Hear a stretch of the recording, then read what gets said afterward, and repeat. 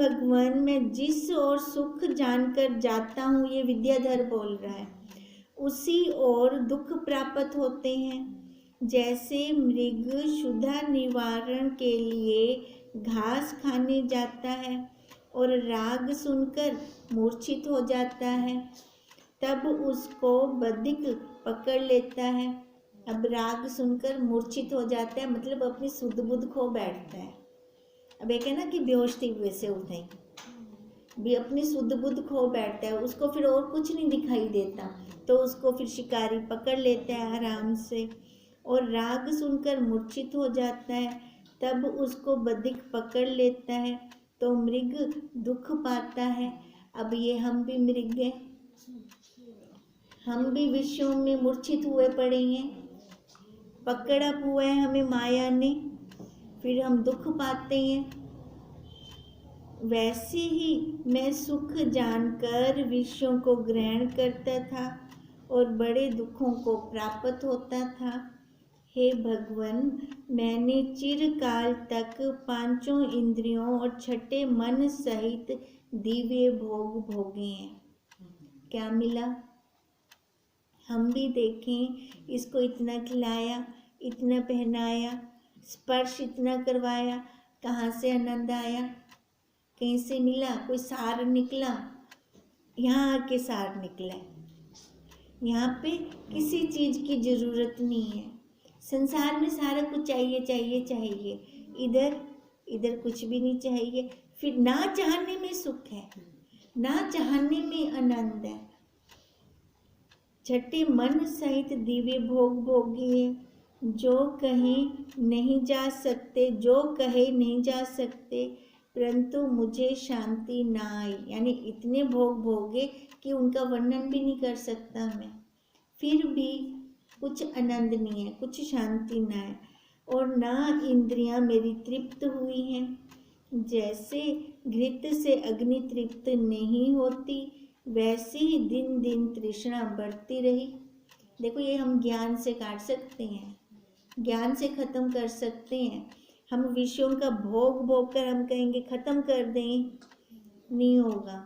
वहाँ से हमारी और लालसा बढ़ेगी और हृदय फिर हमारा जलता है जब वो तृष्णा वासनाएं हमारी पूरी नहीं होती।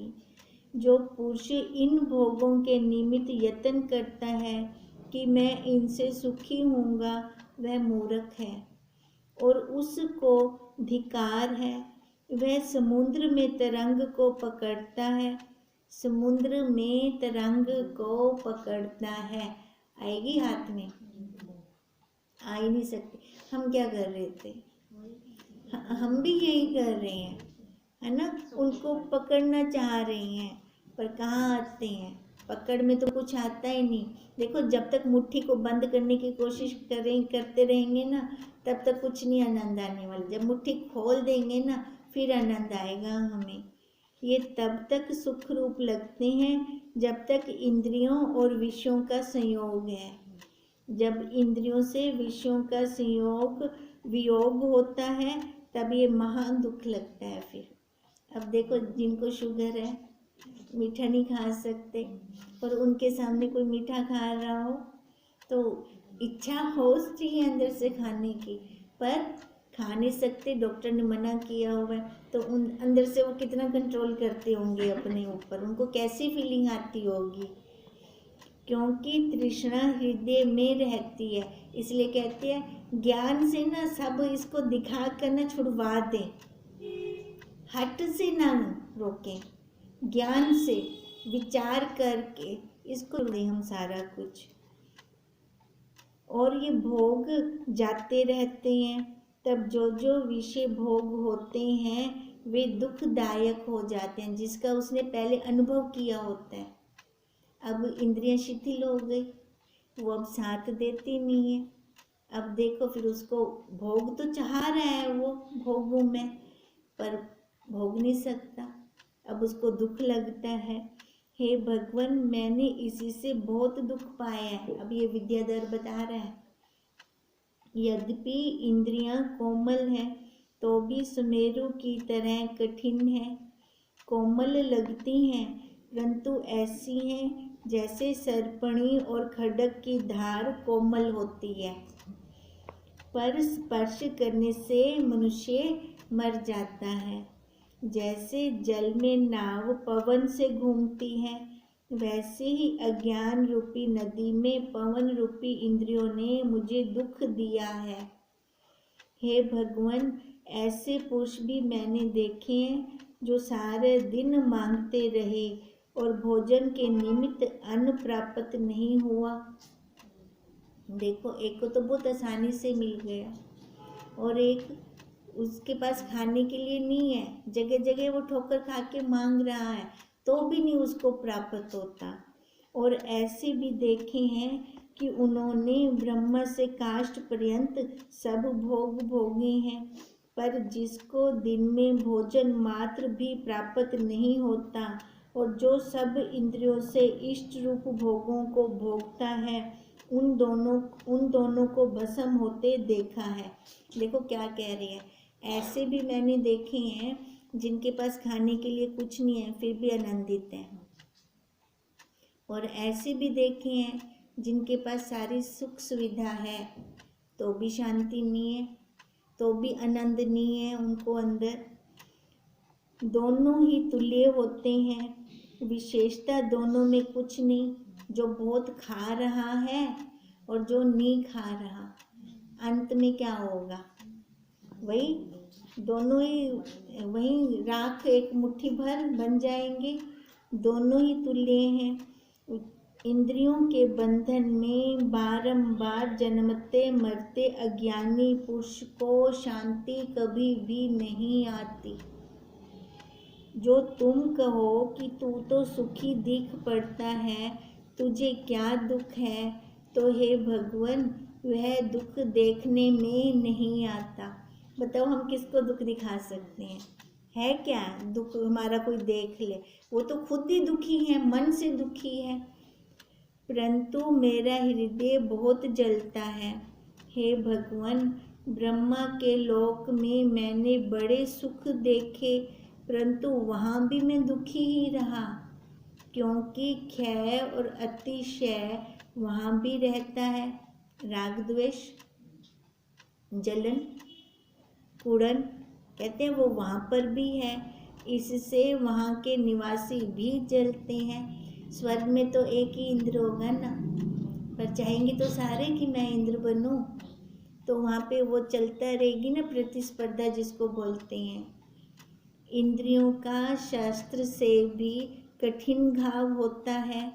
ये जो संसार की नाना प्रकार की विषमता दिख पड़ती है और उनमें सर्वदा राग द्वेष रहता है, इससे मैं बहुत जलता रहता हूँ। इससे मुझसे वही उपाय कहिए जिससे मैं शांति को पाऊँ। देखो, सारे डॉक्टर बनना चाहते हैं पर बन तो नहीं पाते। फिर जो मेहनत करता है फिर भी नहीं बन पाता, उसको कितना दुख लगता है। और कोई सिफारिश से बन जाता है, ऐसा भी होता है। और कोई जो रिजर्व कोटा होता है, जिनका वो बच्चे पढ़ते नहीं हैं ज़्यादा, वो भी बन जाते हैं। जो बच्चे ज़्यादा पढ़ते रहते हैं वो नहीं बनते। देखो, कंपटीशन हर जगह पे होता है। वह कौन सुख है जिससे फिर दुखी ना हो? हर जगह दुख है, दुख है, दुख है, हमें ये दिखा रहे हैं। अब ये जिसका कदापि नाश ना हो, भी वही आनंद दो मेरे को, जो कभी आने जाने वाला ना हो और जो आदि अंत से रहित हो। चाहे उसके पाने में कष्ट हो तो मैं यत्न करूँगा कि वह किसी प्रकार मुझे प्राप्त हो। उसकी मन की इच्छा है। अब उसका अपना प्रश्न है। जब ये हमारा अपना प्रश्न बनता है, हम ओखे से ओखा काम कर जाते हैं, पर ये ओखा काम नहीं है। इसमें फिजिकली हमें कुछ नहीं करना, खाली अपने मन से ही एक पक्की दृढ़ता कर लेनी है कि मैं वही ब्रह्म हूँ, मैं ये नाम रूपाकार वाला नहीं हूँ। हे मुनीश्वर, इंद्रियों ने मुझे बड़ा कष्ट दिया है। ये इंद्रियां गुण रूपी वृक्ष के लिए अग्नि हैं, शुभ गुणों को जलाती हैं। अगर इंद्रियों के विषय आते रहेंगे तो गुण कहाँ टिकेंगे वहाँ पर? वहाँ पे तो तमोगुण हावी रहेगा, और तमोगुण के अंदर तो क्लेश ही होता है। ये विचार धैर्य, संतोष, शांति आदि गुण रूपी वृक्ष का नाश करने वाले हैं। कौन? विषय। हे भगवान, इन्होंने मुझे दुख दिया है। जैसे मृग का बच्चा सिंह के सामने पड़े तो वह उसका मर्दन करता है, वैसे ही इंद्रियों ने मुझे मारा है। हे भगवान, जिस पुरुष ने इंद्रियों को वश किया है उसका पूजन देवता भी करते हैं और उसके दर्शन की इच्छा रखते हैं, और जिसने मन को वश नहीं किया उसको दीन जानते हैं। अब तभी कहा था ना, मन जीते जग जीते, है ना। मन को जीत लो, ये 10वीं क्लास की किताब में था पंजाबी की, तब समझ में नहीं आता था, अब समझ में आता है भी कैसे अगर मन को जीत लेते हैं तो सारा कुछ जीत लिया हमने।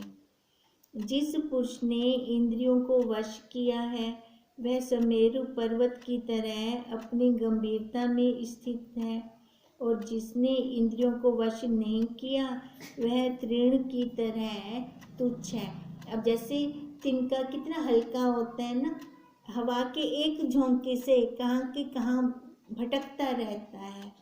अब ऐसे जो बहुत हल्के, मतलब जो विषयों में रहते हैं, वो खाली विषयों का कोई भी एक झोंका आ जाएगा ना, कहाँ के कहाँ जा पड़ेंगे। अब कहाँ के कहाँ जा पड़ेंगे, मतलब जन्म मरण के चक्कर से कभी 2 पैर वाले तो कभी 4 पैर वाले, ऐसे चलते, कभी बेल बने होंगे तो कभी वृक्ष बने खड़े होंगे, ऐसे चलता रहेगा उनका चक्कर ये। जिसको इंद्रियों के विषय में सदा तृष्णा रहती है वह पशु है, उसको धिक्कार है। हे मुनीश्वर, चाहे बड़ा महंत भी हो, यदि उसकी इंद्रियां वश नहीं तो वो महान नीच है। हे मुनीश्वर, इंद्रियों ने मुझे बड़ा दुख दिया है। जैसे महाशून्य उजाड़ में चोर लूट लेते हैं, वैसे ही इंद्रियों ने मुझे लूट लिया है। ये देखो भाई, उसकी वार्ता नहीं है, ये वार्ता हमारी चल रही है कि इंद्रियों ने हमें खोखला कर दिया है। अब भी हम क्या इंद्रियों की तरफ जा रहे हैं, उनके विषयों की तरफ जा रहे हैं? कैसे? अभी हम खुद विचार कर रहे हैं। हम इंद्रियां रूपी सर्पणी में तृष्णा रूपी विष है, इससे उनके द्वारा सारा विश्व मोहित दिख पड़ता है। कोई विरला ही इनको हरा देता है। ये इंद्रियां दुष्ट हैं जो अपने अपने विषय को लेती हैं और को नहीं लेती, तुच्छ और जड़ हैं। और जैसे बिजली का प्रकाश होता है और फिर छिप जाता है, वैसे ही इंद्रियों के सुख क्षण मात्र है। जवानी में होते हैं ना सारे, बुढ़ापे में कहाँ जाते हैं। अब जवानी में हमने अभ्यास तो किया नहीं अपने सब रूप का, अभ्यास हमारा विषयों का रहा। अब कहें कि बुढ़ापे में आकर हम अभ्यास करें, होगा? वो संस्कार चले गए अंदर, वो निकलेंगे कैसे?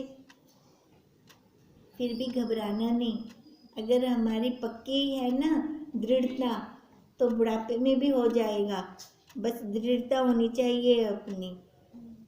कहते हैं वैसे ही इंद्रियों के सुख क्षण मात्र दिखाई देते हैं और फिर छिप जाते हैं। जब तक इंद्रियां और विषयों का संयोग है तब तक सुख मिलता है। जब तक इंद्रियां और विषयों का संयोग, ये जवानी तक की है बस, उसके बाद नहीं है। फिर बुढ़ापे में क्या रोते रहें? फिर पहले ही अब माता जी कहते हैं ना, योग और भोग जवानी में कर लो। अगर ये दोनों, और योग और भोग में हमारा पलड़ा कौन सा भारी है उस काल में, जवानी में? योग वाला देखो भारी रहेगा ना, तो बुढ़ापे में हमारा अच्छा निकलेगा बुढ़ापा हमारा। अगर भोग वाला भारी रहा पलड़ा, तो वही इंद्रियां कमजोर, और बुढ़ापे में फिर शून्य हो गए। फिर मन से तो हमारा कुछ गया ही नहीं, विषय निकले ही नहीं। उस टाइम फिर बहुत दुख लगता है, क्योंकि पूर्ति होती नहीं है उनकी। फिर जब इनका वियोग होता है तब दुख उत्पन्न होता है, क्योंकि तृष्णा रहती है। एक सेना है, उसमें इंद्रियों के भोग उन्मत्त हाथी है, जिनके तृष्णा रूपी जंजीर है। इंद्रियां रथ हैं, नाना प्रकार के विषय घोड़े हैं। इस पर संकल्प विकल्प रूपी खड्गों के धारण किए अहंकार उस पर सवार हुआ बैठा है। ये जो काम अहंकार के साथ होते हैं वे ही शस्त्रों के समूह हैं। देखो, जवानी में जो भी करते हैं, मैं शरीर वाली मैं के साथ होता है, अहंकार के साथ होता है। और वो अहंकार टूटता कब है? बुढ़ापे में आके टूटता है वो। जबकि जवानी में टूट जाए तो अच्छा रहेगा वो। हे मुनीश्वर, जिस पुरुष ने इस सेना को नहीं जीता वह मोह रूपी अंधे कुएं में गिरकर कष्ट पाता है, और जिसने जीत लिया है वह परम सुख को प्राप्त होता है। हे मुनीश्वर, ये इंद्रियां भोग की इच्छा रूपी खाई में अहंकार रूपी राजा को डाल देती हैं। अब ये राजा कौन है? हमारा साक्षी। हमारे साक्षी देखो, अब वही कह रही है, इंद्रियां भोग की इच्छा रूपी खाई में अहंकार रूपी राजा को ये डाल देते हैं। वो जीव यहाँ से निकल नहीं सकता बाहर, इसी में ही भटका रह जाता है। उसमें से निकलना फिर कठिन होता है। जिस पुरुष ने इनको जीता है उसकी त्रिलोकी में जय होती है, और जिसने नहीं जीता वह महान दीनता को प्राप्त होता है और जन्म जन्मांतर पाता रहता है। एक जन्म के बाद दूसरा जन्म, और जन्म और जन्म और जन्म। अब ये जरूरत तो नहीं है उसको जन्म मनुष्य का ही मिलेगा, है ना। कितने सारे 84 लाख योनियां हैं, कहीं पे भी जा सकता है वो।